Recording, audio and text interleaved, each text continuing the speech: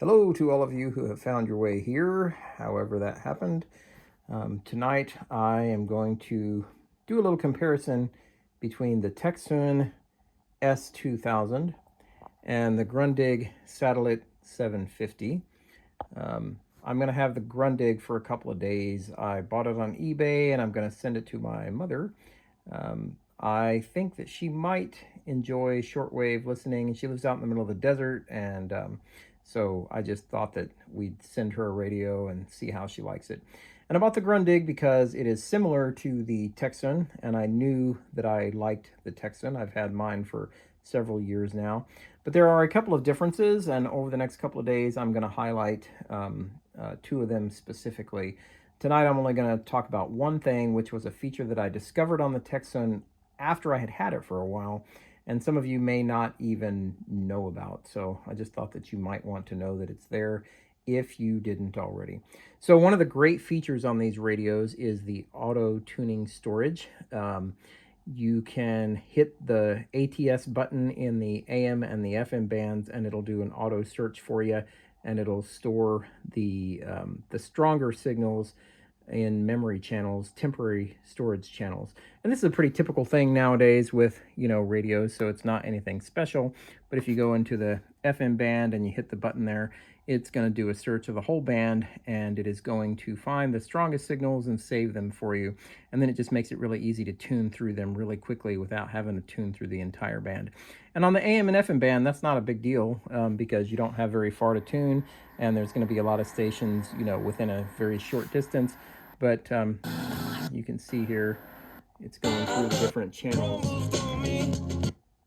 One of the things I've noticed with this particular radio is that the VFO seems to be very sensitive. So I'm going, you can see, from channel 1 to channel 7 almost. There's 2. I may need to play with that a little bit before I actually send it off to my mom. But you can see that it does that automatically for you. I'll show you over here on this radio because it's not so sensitive like that. If I want to move between those stations, I can just go through them one at a time, right? So that's the way that it's supposed to work.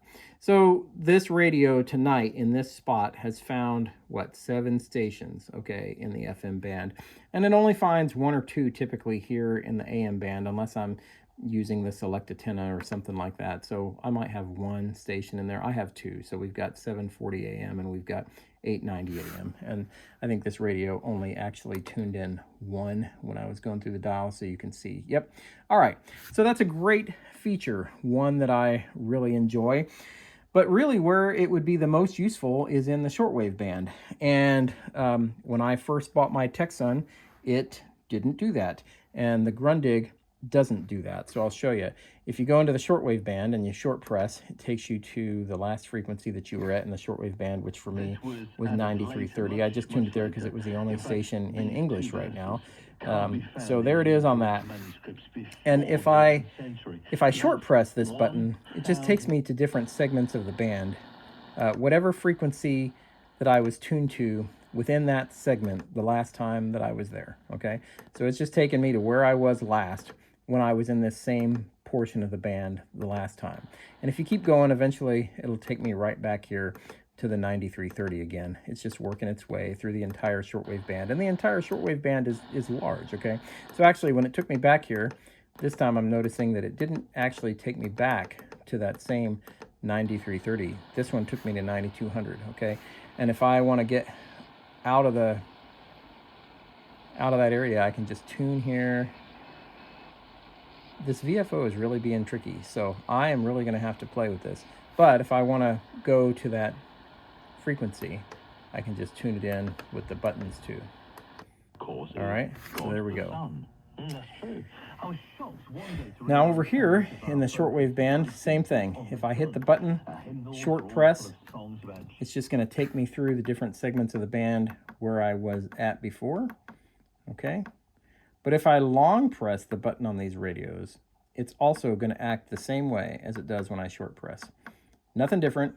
There is no difference between long pressing and short pressing the buttons on either of these radios right now. It's just going to take me up through the different segments of the shortwave band all the way through until I come back to where I was before.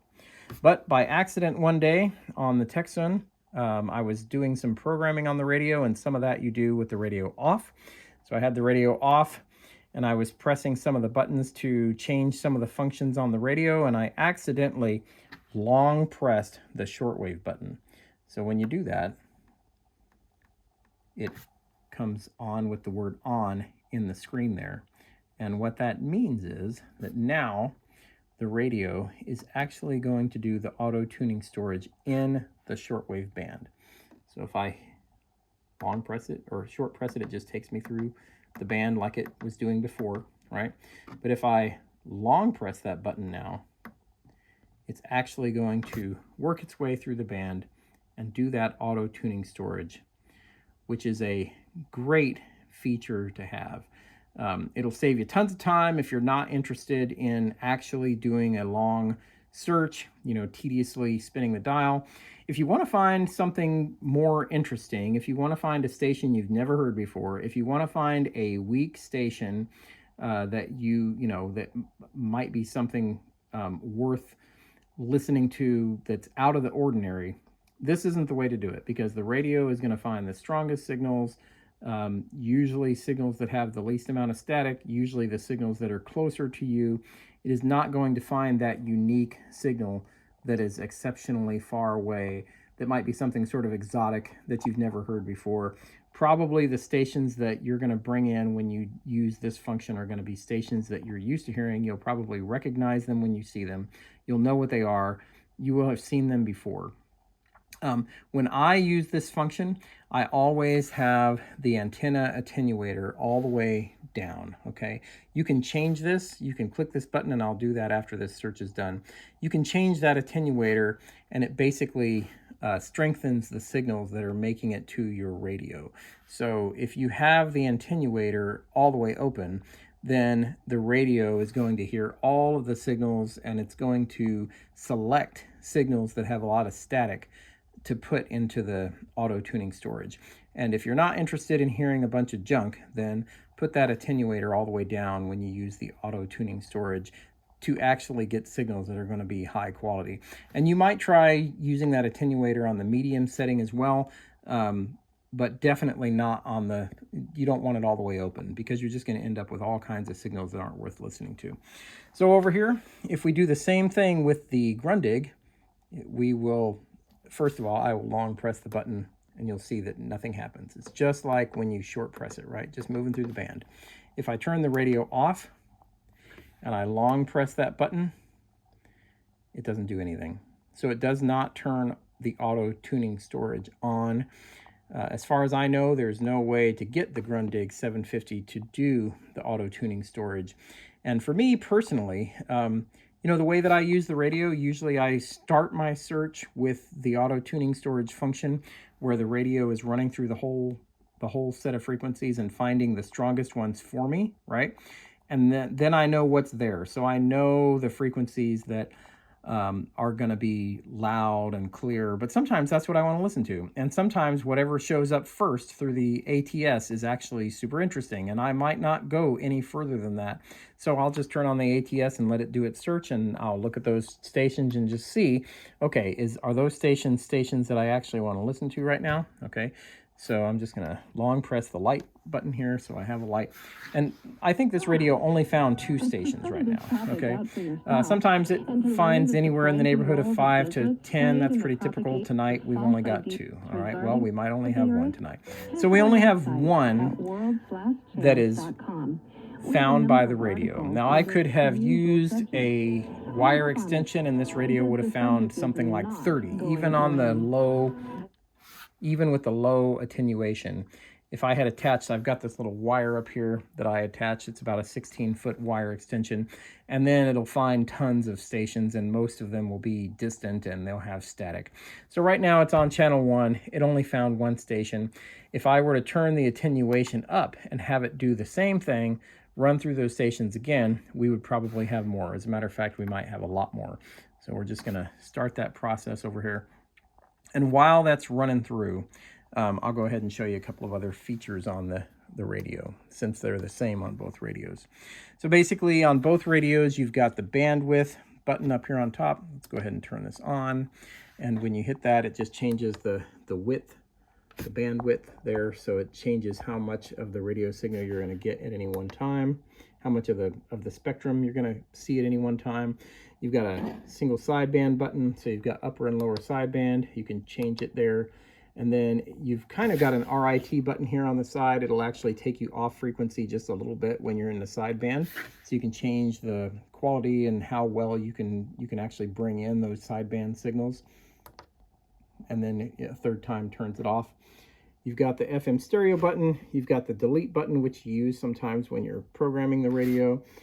FM, medium wave, and low frequency. So if you hit this, you go to medium wave and then hit it again. It takes you to low frequency band, okay?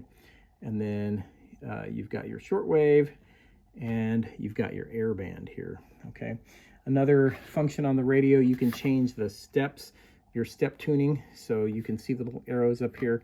If you hit this little button, it goes to 2 arrows, and that means that you're going 5 kilohertz steps. Okay, this one is going crazy. I need to work on this VFO. I'll show you on the other radio here in a second, but when you've got the 1 arrow, it's just taking you through 1 kilohertz steps. And these, this is to switch between the memory and the VFO. So if you're up in the FM band, let's just use this as an example, and you've got your, right now I'm in the VFO because it's showing the time up here, but if I put it in the memory, then it's showing me the memory channels that it memorized earlier. And when I move this, it's just going to move me through those different memory channels. But if I put it back in the VFO mode when it shows the time, now I can just use the tuning dial like that. Okay, so over here we are still tuning, but you can see that I've already got 5 channels over here now. Okay, so that's because I opened up the attenuator. It's allowing more of the power from the signal to get into the radio, so that when the radio is scanning, it is able to detect it more easily. And if I didn't want it to detect as many channels, if I found that it was detecting channels that were too poor quality, then I would hit this button 2 more times. The first time it would take this all the way up to the top, and the next time it would take it all the way down to the bottom, and I would want to have it all the way down on that bottom setting. Now here we are, take a listen. So you can tell that like this station is not as good as the one that we had before, but it's still, you can still hear it, right? And there's another one. All right, thanks. Crap. Hadn't thought of that, that's very true. Another reason to be rebaptized is the first baptism. And there we go. So we had 4 stations here that it found this time. Another reason for rebaptism. So if you want to turn it off, if you don't want that auto tuning storage, which I can't imagine why you wouldn't want it, but if you don't want it, then you just turn the radio off again, and you long press that button again, and now it goes off.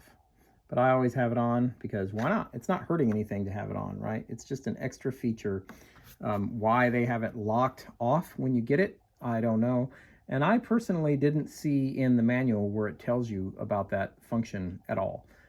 If it's in there, somebody let me know in the comments. And I just thought that you guys might find that interesting. And if you have a Tecsun S2000, you might find that really useful. All right, have a good night or a good day, as the case may be. Take care, guys. 73.